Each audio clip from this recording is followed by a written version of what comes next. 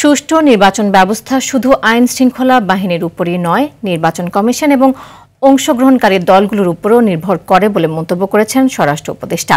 রোববার বিমানবন্দর কার্গো, শিল্প পুলিশের হেডকোয়ার্টার ও রাজধানীর উত্তরা পূর্ব থানা পরিদর্শন শেষে তিনি বলেন, মালয়েশিয়ায় জঙ্গি সন্দেহে আটক বাংলাদেশিরা জঙ্গি নয়। ভিসার মেয়াদ শেষ হয় ৩ জন দেশে ফেরত এসেছে। দীপন দেওয়ানের রিপোর্ট। সম্প্রতি মালয়েশিয়ায় জঙ্গিবাদের সঙ্গে জড়িত থাকার অভিযোগে গ্রেফতার বাংলাদেশি শ্রমিকদের মধ্যে ৩ জন দেশে ফেরত এসেছেন। গত শুক্রবার কুয়ালালামপুরে সংবাদ সম্মেলনে জঙ্গি সংশ্লিষ্টতার অভিযোগে ৩৬ জন বাংলাদেশি নাগরিককে আটক করার কথা জানায় মালয়েশিয়ার পুলিশ প্রধান। সকালে হযরত শাহজালাল আন্তর্জাতিক বিমানবন্দরের রপ্তানি কার্গো ভিলেজ ও বিএডিসি হিমাগার পরিদর্শন করেন স্বরাষ্ট্র উপদেষ্টা। সে সময় জঙ্গিবাদের বিষয়ে সাংবাদিকদের প্রশ্নের জবাবে তিনি বলেন, দেশে জঙ্গি নেই এবং জঙ্গিবাদের কোনো স্থান নেই।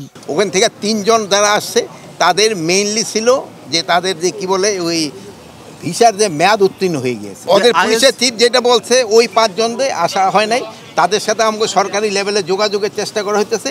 আমরা ইনভেস্টিগেশন করে দেখি। বাংলাদেশে জঙ্গিবাদের কোনো অবস্থান নাই।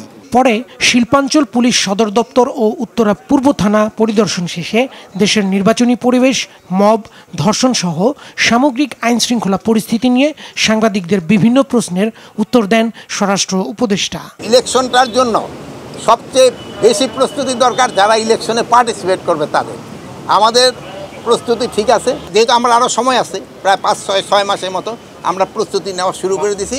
ওই সময় ইলেকশনের সময় আমার মনে হয় না আইন শৃঙ্খলার থেকে কোনো রকমের অসুবিধা হবে। মব কিছুটা কমে আসছিল, বাট পরে আবার এই ২-৩ দিনের আগে যে কুমিল্লা একটা ঘটনা ঘটছে, চিটাগাং একটা ঘটনা ঘটছে, লালমনিরহাটে একটা ঘটনা ঘটছে, ফরিদপুরে একটা ঘটনা ঘটছে। ভবিষ্যতে আর না ঘটে এই জন্য কিন্তু আমরা প্রপার অ্যাকশন নিচ্ছি এবং এটার সাথে যারা যারা জড়িত তাদের বিরুদ্ধে কিন্তু ব্যবস্থা নেওয়া হবে। কৃষিপণ্য রপ্তানি সহজ করার লক্ষ্যে বিমানবন্দরের নতুন টার্মিনালে কোল্ড স্টোরেজ চালুর কথাও জানান স্বরাষ্ট্র ও কৃষি উপদেষ্টা। দীপন দেওয়ান, RTV, ঢাকা।